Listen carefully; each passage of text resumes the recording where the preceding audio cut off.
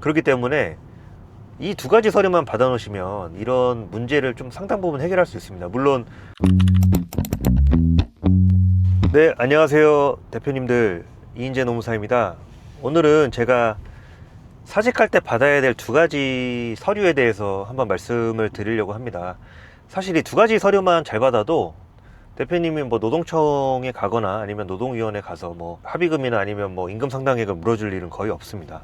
왜 그러냐면 많은 대표님들은 그렇게 생각을 하세요. 뭐 근로자가 웃으면서 짐을 스스로 챙겨서 떠났다, 그래서 뭐가 문제냐 라고 이제 말씀하시는데, 노동청 같은 경우에는 이제 뭐 퇴직일로부터 14일, 노동위원회 같은 경우에는 퇴직일로부터 이제 90일이 이제 지나면 이제 노동위원회에서 연락이 옵니다. 그래서 근로자가 부당해고 신청을 이제 제기했다고 답변서를 제출하라고 하죠. 그러니까 그런 상황이 발생을 할 수 있어요.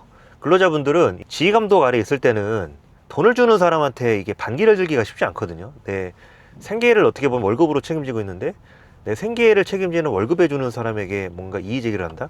이런 경우는 이제 공기업이나 고용이 보장돼 있는 그런 데서만 가능하고, 신분적으로 이제 고용이 보장돼 있는 일을 하시는 분들 있잖아요, 공무원이나.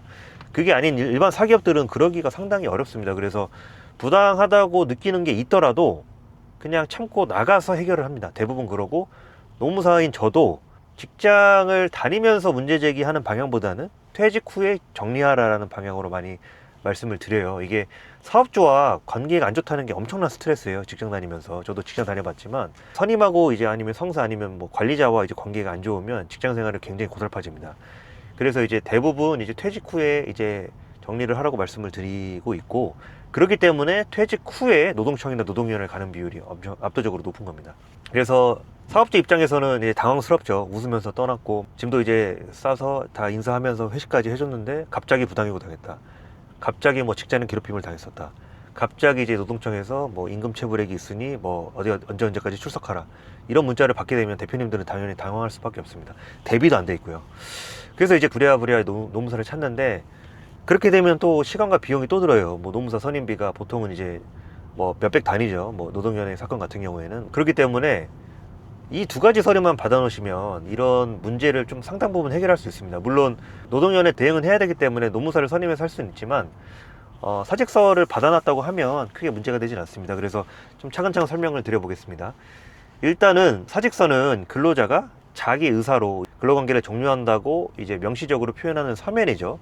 그렇기 때문에 이에 대해서 근로자가 반박을 하려면 사직서 작성에 뭐 사기나 강박, 예를 들면 뭐 사업주분이 앞에서 빠다들고 너 이거 서명 안 하면 너 진짜 오늘 조 터진다 뭐 이런 식으로 뭐 협박을 하고 있었거나, 아니면 칼을 이렇게 만지작만지작거리면서 아 뭐 오늘 서명 안 하면 좋지 않은 일이 있을 것 같다 뭐 이런 우스갯소리를 한 겁니다.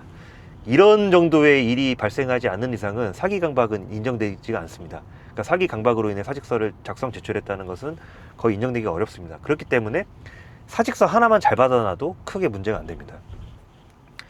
그래서 사직서는 보통 어떤 내용이 들어가냐면 근로자 성명, 사직일, 그러니까 마지막 근로일의 다음 일이죠. 그리고 사직 사유 이렇게 들어갑니다. 그러니까 이게 비슷한 게 이제 권고사직서도 사실 사직서랑 마찬가지인 거예요. 다만 이제 뭐 명칭이 좀 다를 뿐이지 효과는 비슷합니다. 권고사직에 동의해서 나간다. 그러니까 동의했다는 거는 근로자가 근로관계 종료에 대해서 합의했다는 거고, 해고가 아니라는 강력한 증거가 되게 됩니다. 그래서 보통은 이제 사직서를 받으면 부당해고 신청이나 아니면 노동청 해고수당을 이제 달라고 이제 진정하는 경우가 있어요, 근로자들이. 그럴 경우에는 사직서 하나 내면 이제 정리가 되겠죠. 근데 이제 여기에 더해서 이제 한 가지 더 말씀드리고 싶은 부분은, 이제 사직을 할 때 녹취를 좀 해놓으시면 좋아요. 이게 왜냐하면 서면 사직서 같은 게 이제 공증 같은 거 받아놓지도 않거든요, 대부분. 그냥 서명하고 뭐 지장 이런 게 대부분이기 때문에, 제가 어떤 사례를 봤냐면 그 서명을 이제 자기가 평상시에 하던 근로계약서엔 서명이 아니라 사직서엔 다른 서명을 한 겁니다. 예를 들면 그렇게 해서 나가가지고 필적 감정을 의뢰해가지고 사직서가 이제 위조됐다 이렇게 주장을 해가지고 그 합의금을 받은 사례가 있는 걸로 알고 있습니다. 그러니까 그런 사례를 막기 위해서는 사직 당시의 정황을 좀 잘 파악할 수 있도록 대표자 아니면 인사팀장님이 목소리와 근로자, 사직하는 근로자의 목소리가 같이 들어간 녹취록이 하나 있으면 더욱더 단단한 방어가 됩니다. 그래서 퇴직할 때 받아야 될 서류는 사직서랑 그 당시의 정황을 녹취하시는 거 꼭 잊지 마시고요. 두 번째는 그 금품청산 확인서입니다. 금품청산 확인서는 뭐냐면 뭐 노동관계를 통해서 발생된 금품이 뭐 전부 청산됐다. 그렇기 때문에 추후 뭐 민형사상, 행정상 문제 제기를 하지 않겠다라고 근로자가 자기의 의사를 담은 서면에 서명을 받는 겁니다.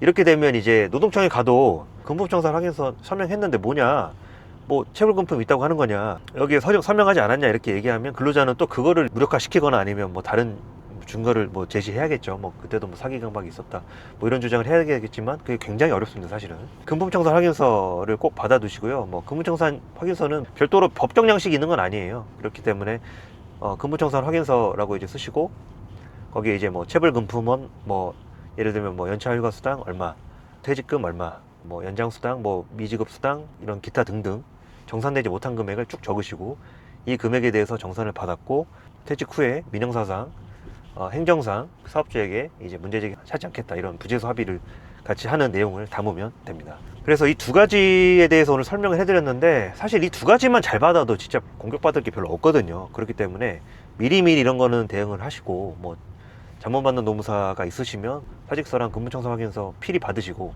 아마 좀 관리를 해주는 노무사님이라면 미리미리 드릴 거예요. 사직을 한다고 하면 권고사직서나 사직서 그리고 근무청산 확인서를 주시고 그 서명을 받으라고 하실 거기 때문에 그에 대해서 좀 바로 받고 근로관계를 이제 종료를 하시는 게 좋습니다.